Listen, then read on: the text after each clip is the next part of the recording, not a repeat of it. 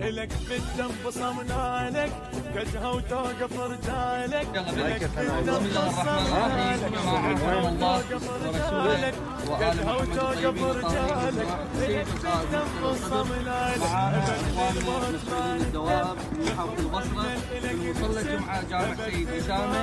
اليوم إن شاء الله نتوج ببركة محمد وآل محمد والنصف من شعبان بتتويج البصمة الذي أطلقها سماحة حجة الإسلام والمسلمين السيد القائد مصطفى صدر. نسأل الله أن يوفقنا نكون على مسراه وخطاب حق محمد وآل محمد.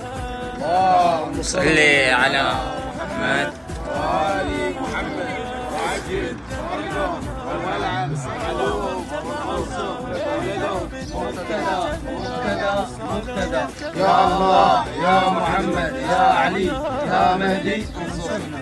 اللهم انصرنا بنصرك بحق محمد وآل محمد ان شاء الله.